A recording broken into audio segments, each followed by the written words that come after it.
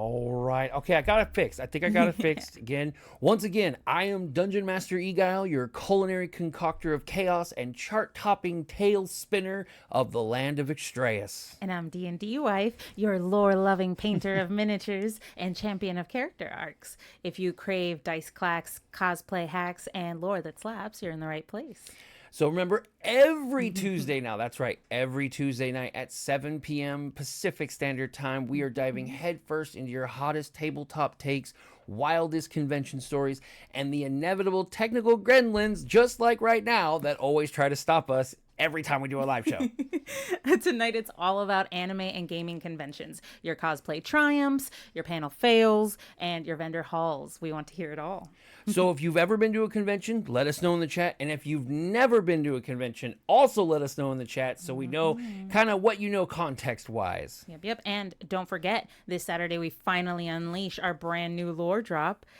DM Eguile's tech woes tried to bury it, but we exhumed the secrets of Extraeus just for you. So remember to smash that follow button, like us on Facebook, join us on Discord, anywhere else you can find us, and just join us in the conversation. Have your questions asked on the next episode. Yeah. Thank you so much for joining us, everybody. From Bricky, I've been wanting to go one-on-one, trying to find the time. Yeah, ask your questions, but we do want to talk about conventions and what they mean to us. That's today's topic. Yeah. Well, I mean, it started with a salty conversation the other day. And those of you who are going to things like SAC Anime or know anything about SAC Anime, there is a new convention named SAC Anime Roseville, right? And so it's the secondary one. And so the issue at hand is that as a way to hype Roseville, they have yet to really announce who the essentially the guests are going to be. And so we kind of had this discussion about how kind of conventions have become, and there's this now new thing where they're kind of holding these items over our heads. But when it comes to these kind of things like conventions, it's all about buying tickets early to save money and doing things like that. So we were talking about how, there's so many conventions out there now that are trying to do kind of this exclusive, hide, secret, and I get it, to get the hype. But when money and time are on the line, that's where we feel like it gets a little bit out of hand. When, you have to book months in advance for things like a hotel room or VIP access, you got to make those decisions really quickly. So knowing that it's worth it, that's important. You want to get all your information as early as possible to make your plans. Right. And so like for us, I mean, the first convention I ever went to was like long in my 20s. I actually gone to SAC Anime. I think it was only like the 4th or the 5th one total. And so when we eventually got married, and if you've been following us on the podcast, we've talked about going to SAC Anime a lot. And so we quite frequently, quite often. So it's become a regular tradition. It is something that we enjoy. But one of those things, and if you are a SAC Anime veteran, is VIP. Yeah, it's important. It's kind of one of the most frustrating, but mostly sought out things you can get just because of how much time it can kill.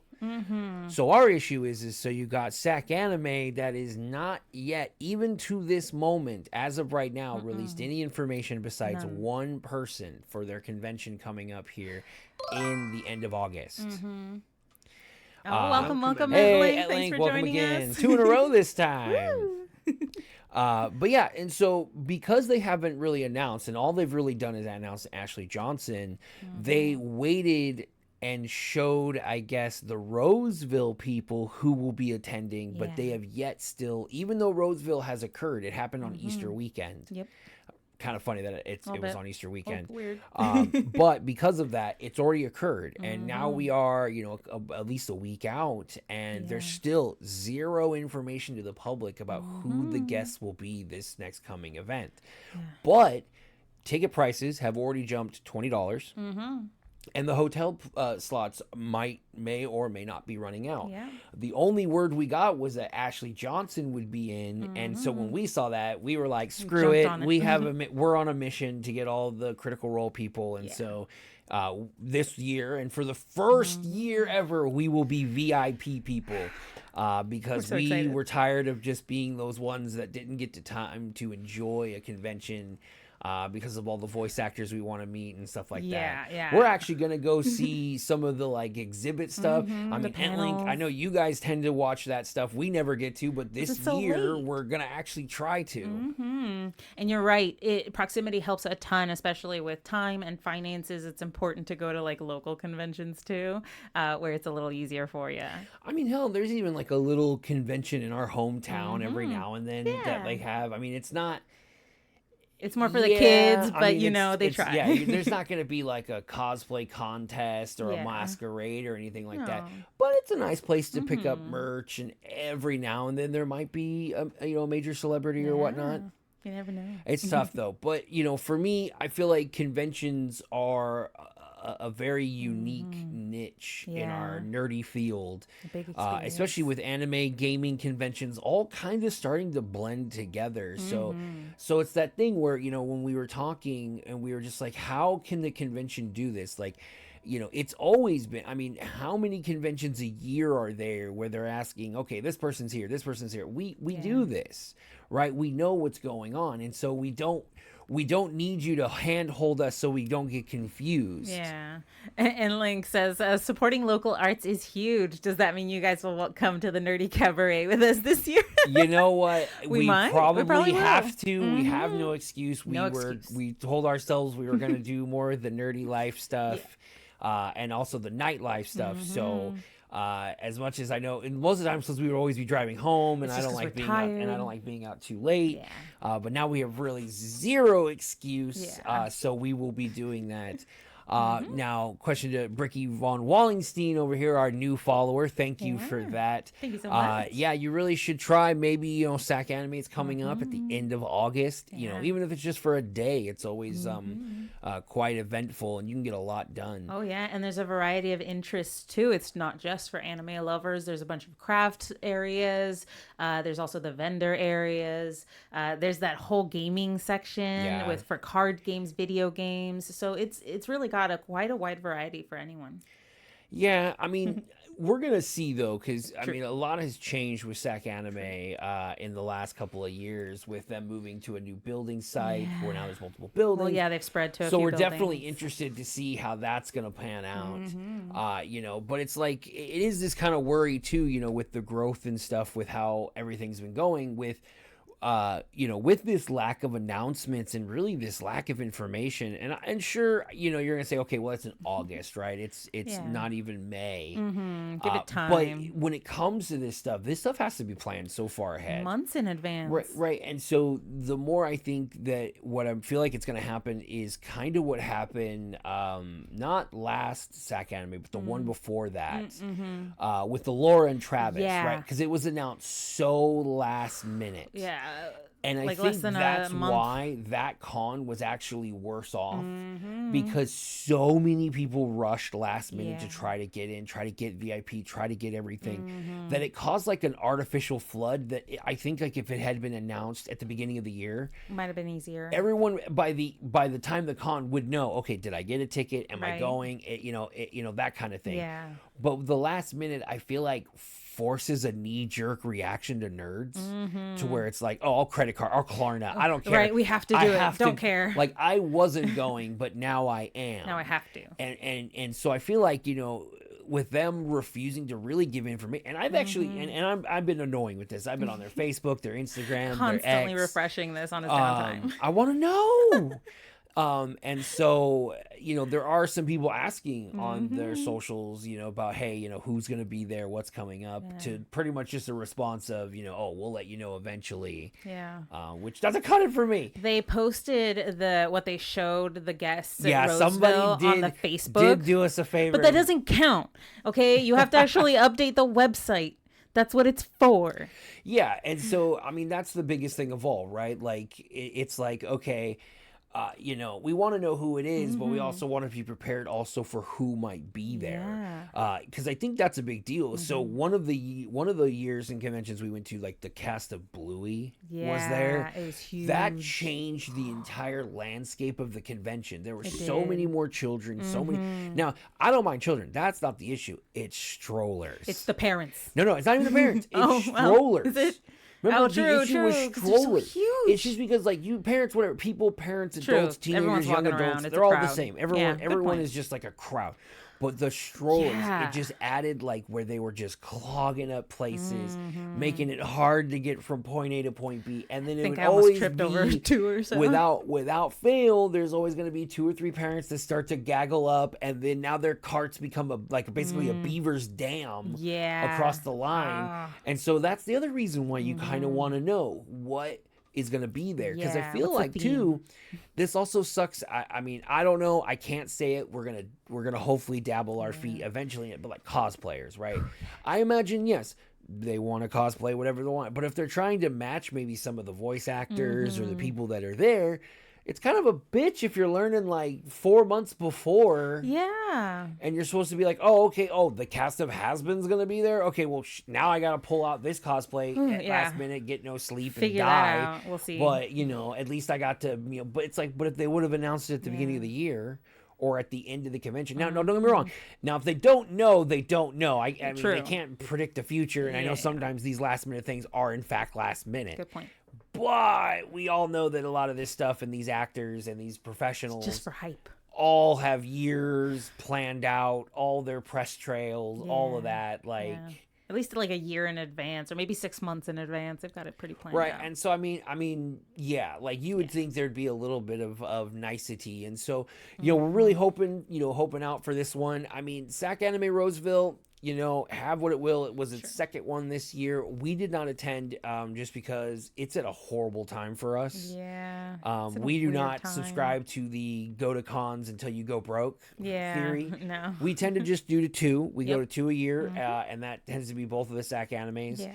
I do know that a follower, Venix, also has pushed us to go to one in San Jose. True. So we're definitely interested one day to maybe go check that out. But definitely SAC Anime is the one to go because it is such a smaller event. Like, now, if you live in the greater California area, Sacramento, obviously our capital, pretty close to everybody. Yeah. You know, if you can make it out there, it's a really great event. Lots of great parking. I think that's the biggest thing. Yeah, it's a lot of available all parking. the parking is nearby. Don't be afraid to park in the parking towers. I think that's where we always go because we think it's just kind of the best deal because a lot of times one of the SAC animes is during the cold, one of the SAC animes during the heat.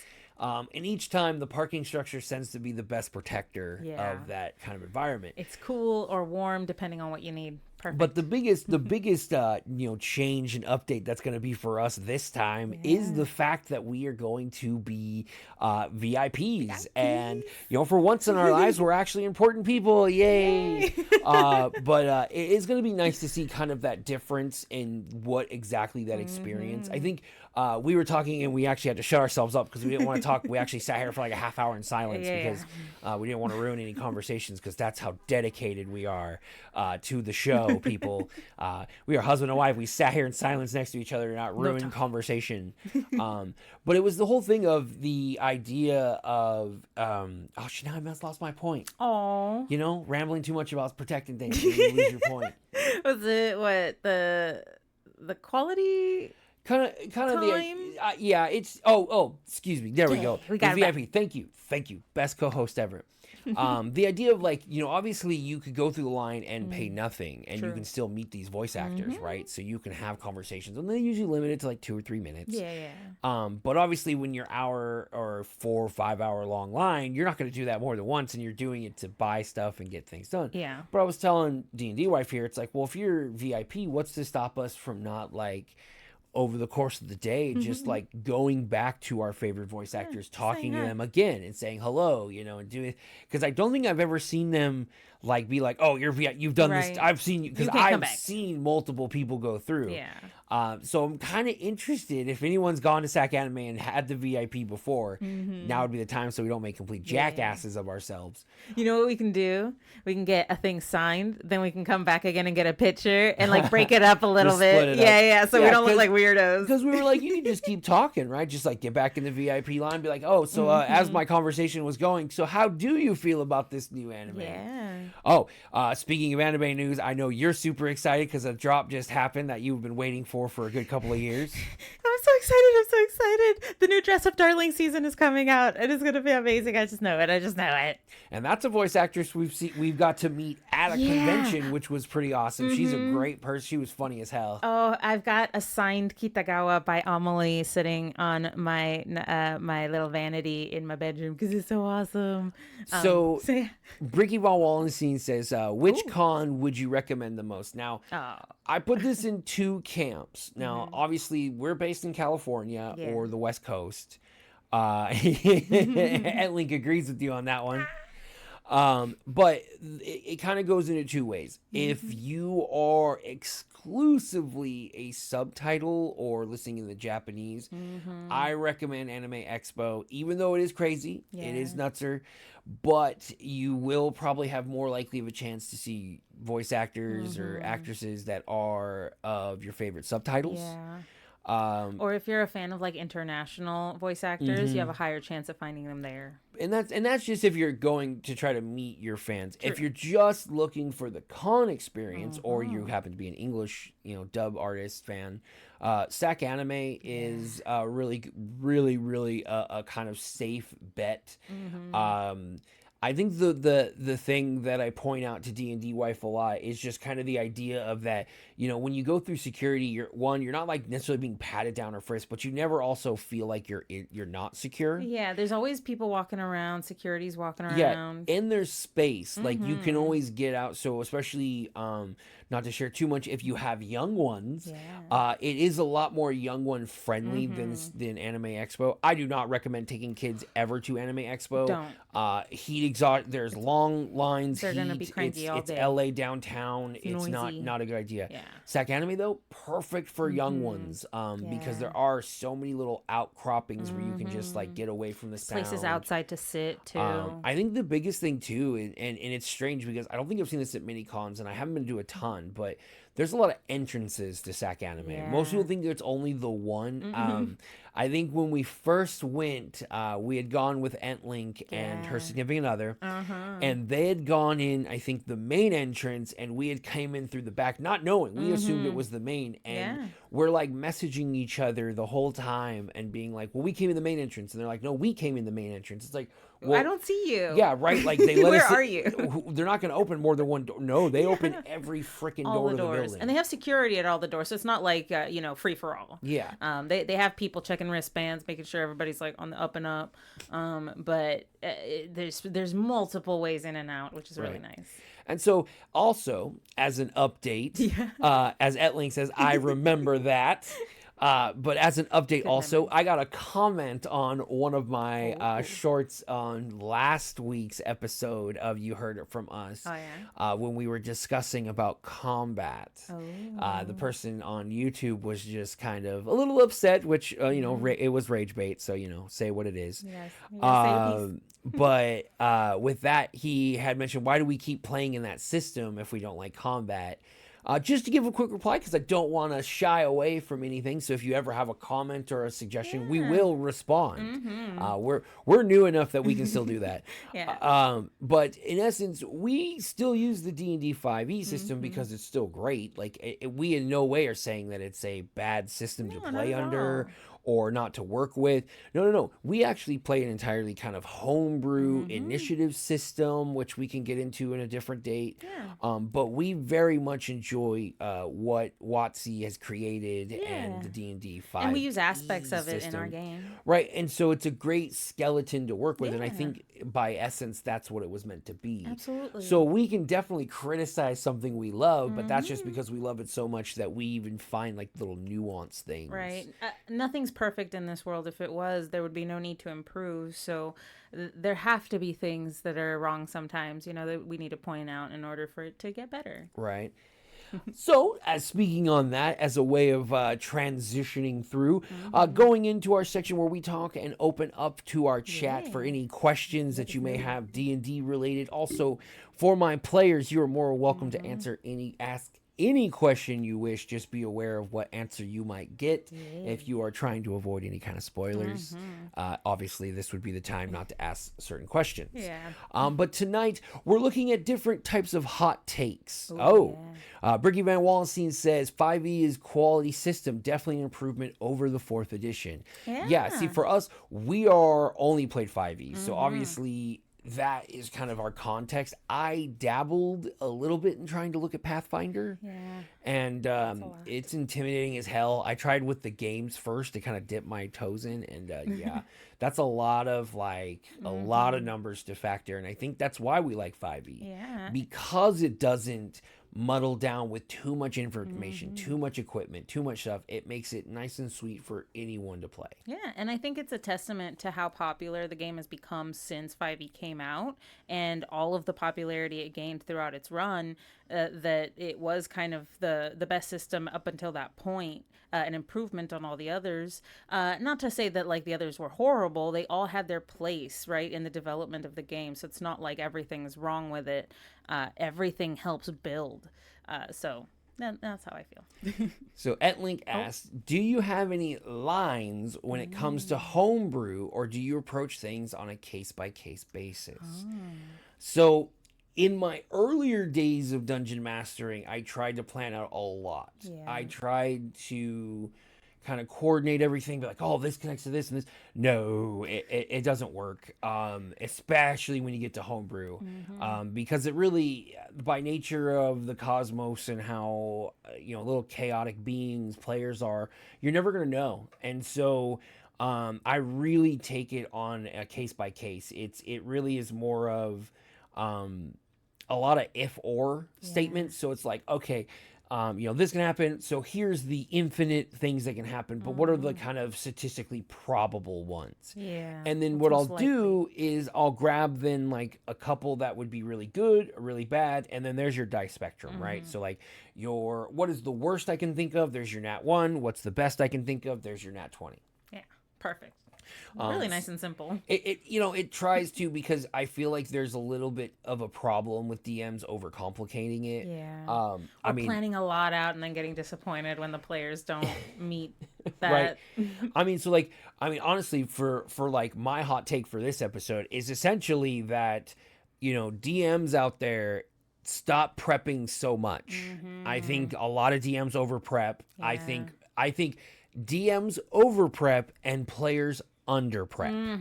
I think that is the issue that's actually happening, not necessarily maybe in my table, but in others, and kind of the stories I read, in that, go into it and let the organic nature of D&D kind of take away. I mean, there's so many storylines in our first campaign where I'll go out and say, a player says, oh man, it'd be so cool if it was this. Yeah, I wasn't thinking about that, but I am now. And it's and so then they feel like, hey, they figured it out and they were really clever. It's no, you were just really clever at writing, and that is a better storyline. So that's what we're going to do today. But I really think that the issue comes, and I'm sorry to throw it at you guys, players. I think there's a lot of under practicing, not reading notes, not paying attention to players, and leaving it to the idea that it's just oh, well, the DM will remind me for things I don't need. Right. Bricky says, I used to over prep as a DM. It's a lesson to have to learn for yourself. Otherwise, you'll never find the balance of prep versus fun. And that's totally right. You have to find that balance. Otherwise, you'll burn out as a DM. And I see so many stories on Reddit where it's I don't want to do it anymore. I'm quitting. I'm done. And it's because they've kind of dealt with that. And frankly, a lot of it also is the players aren't appreciative. I don't see the players putting in as much effort as I do. Things like that. So do your homework. Yeah, and right, and it's not even an indictment of players or DMs. It's just this idea of, I think, the player just kind of goes, oh, well, the dungeon master does all the building, and which is not true. And we really stress this in our homebrew world, in that because of the nature of our homebrew world being so new, my players, if they say make a character of a certain race or class, they kind of are the forefather of that clan. So they can choose the accent, what kind of culture, because that really does make a shape and a change, And so, but it also means they have to pay attention. There's a responsibility to right. that. And so it's kind of like we're helping in, because now they know, oh, things I do will also affect the story, just like it would in a book, right? It's kind of like if the main character in a book became cognizant and started to understand where they were, but they still wanted to participate in the story, they're going to play along. They're not going to go, oh, well, the story wants me to go down this forest trail. No, I'm going to go back and slay every villager in town to see what kind of gold I can drink all the ale. So it is that, like, players need to kind of have a balance. And I think it goes into this idea of both the DM not prepping so much, in that you don't have to worry about so much going right. And I think that's the issue, right? Because it's like, okay, well, they have to do this, then this moves into this, then moves into this. And then, but then what happens is now the DM's just trying to push them into the box and get them to follow, and it doesn't work. And then it's a train, choo-choo. Right. Get in your spot. And it ends up becoming more like strapping you down, locking you in, and being there like, you good go. luck. Because the toddlers are not following the way you want to go. And Link says, I like to look up player tips on YouTube. That's a really good idea, because sometimes the best practices don't come naturally. It's definitely helped me as a first-time player. And that's good to know, right? Look up what like etiquette rules are, what it's like to maybe be a respectful player at the table, limit crosstalk, things like that might affect the other players and the DM at the table. Taking those things into account goes a really long way towards making the overall experience for everyone a better experience. And again, it's a combination of a few things. And when we say, prepping, it doesn't necessarily mean like, oh, you need to know all this information. Build everything. The way I always say this, I am a dungeon master. I have to know tens of thousands of NPCs, not all at once, but throughout the time world. You have one person. You have 6 numbers. That's it. That's all you got to worry about, right? And they go into other numbers. But when, you're not, whenever your DM's like, oh, what's your spellcasting modifier? Oh, and you flip through your book, or you open your phone and you're going. It's like, just remember those numbers. Write them down on a Post-it. That's always the best way to go. Bricky Wallenstein says, it can be hard to remember as a player, even if you pay attention. You can still miss the stuff you were meant to notice. Notes help, but I think the time gap between games can play a huge factor in this. Oh, yeah. I definitely agree, which is why we record our episodes. And I recommend you guys do the same. Ask if your DM is okay with that first. Obviously, don't just click things on. Yeah, but obviously, we already have a system like Entlink does request a lot of times the copies to hear. Yeah, to supplement her notes. We don't have the greatest of audio, but usually if you can pick up little things, it helps you remember what's going on. And Link says numbers is hard though, which is true. Numbers are hard, but that's why we encourage using cheat sheets, using your character sheet. That's what it's there for. Things like that will always help out, and also having players at the table willing to help you out with the math helps. Well, obviously it's a live show, so what is your hot take as I put you on Link or on the hot seat right now, D&D-Wife? I don't even know if I have one for this one. Conventions. Oh, I know what my hot take was, but this has to do with conventions. Go ahead. I kind of jumped the book. I got a response, so it made me kind of go more into D&D. Forgot. Yeah, I kind of forgot my hot take. What is the hot take for today? The quality is falling, even though the prices are rising, and I'm not okay with it. Oh yeah, I mean, I'll give you that. And it kind of goes into our argument about waiting to let us know, but their prices have already gone up twice. When there are price increases involved, I need to know that information then, because I need to make a decision. You look so serious right now. It's my money. That's important in this day and age. The price of eggs is out there. Okay. So, we're all trying to be more accountable, I think. So especially me, I don't want to have to wait and then pay more because I had to wait. That's messed up.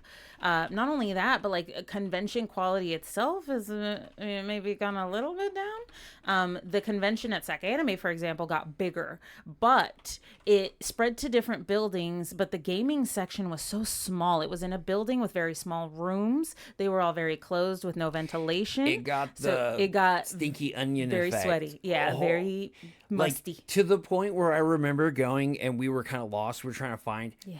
I knew where the gaming room is before I saw it because I could smell it. Yeah. Because they put 2 DDR machines into what looked like was just like a little like AA meeting room. 8x8 room with like 2 windows, none of which were open. Right. So. It's just... Yeah. And so it's tough because, you want your conventions to grow, right? I do. Like you do want Absolutely. them, because don't get me wrong. I remember when it was the 4th one, right? And we were in this little tiny hotel. We were in the center courtyard and they would like move people in and out. And, we were outside and it was going to Target to get stuff. So you definitely want to grow, but then it comes down to also us too, right? Like as much as I know you gripe about it, it is this idea of like, a lot of people go, they don't purchase things or they don't actually support or they, I've seen a lot of people do you get wristbands from Sac Anime. Now they don't put them on you yourself. So there's not like someone making sure that they're necessarily snug. Right. Case in point, as an annoying example from me, last one, I lost mine because it wasn't tight enough and it fell off my wrist. Someone took it. It was a full 3-day weekend whole thing pass. Yep. So we had to buy a new one. Only thing better would have been VIP. So because of that, I know a lot of people out there buy the badges and then they will swap them out for their friends for various days, which I know, you're like, well, it's so expensive. I get that. But that doesn't help. No. That doesn't make it any better. In fact, that's part of what drives prices up for the other the other convention goers as well. This is why we get, $20 increases and so on. It doesn't seem like much at the time, but when it's on top of an already $60 ticket, that's $80. I'm down with it. Bricky Van Wallenstein gives his D&D hot take. Way too many races come with dark vision. I want as a fellow dungeon master, I 100% agree. Yeah. I feel like it's more rare to not have it than to have it at this point. To where if you and not only that, but it's like it's kind of the overplayed races that don't have it now. So it's kind of you're always gonna have it if you want to be something unique. Well, like I don't see why elves have to have dark vision. That makes no sense. They don't live in the dark. Yeah, I mean there's Dwarves, a lot of sure they live in mountains. That makes sense. Yeah. But why elves? I mean there are so many ways that it doesn't make sense. And I think given what it does, I think what it also does is it forces you to kind of already jump to magical darkness. Yeah. Right? So then it's like, okay, we can't play with lighting because it's going to always have to eventually be magical lighting because everyone sees in the dark. So it's automatically, we don't get to play with the dark. The enemy can't just, turn the lights off. Now it has to be magical. Yeah. And Bricky says, I also think more feats should be either race or alignment locked. Oh, I definitely dig the alignment lock. I think you're onto something there, Bricky. Just because right. I'm sorry. No, keep going. No. Okay, I just think it would increase the challenge of the class a little bit. It would increase the need to engage more with it. Plus, I like it, and my point was the fact that I like it because it makes alignment mean something more, right? Because there's a lot of people that'll just choose an alignment as either a justification for their chaos or just because it's a placeholder for their backstory, but then they don't actually do anything about that. You're like, I'm a lawful good as they're slaying people, lying, cheating, stealing. It's like, okay, yes, your background was lawful good, but you as a player are not. So it gives it kind of a more of a, oh, well, now you've moved away from lawful good. You lost this feat, because these are only lawful good feats. Yeah, they're only for people who follow the rules, and you don't. Bricky says chaos. You mean table manners. Yeah, I know. It's kind of how it goes.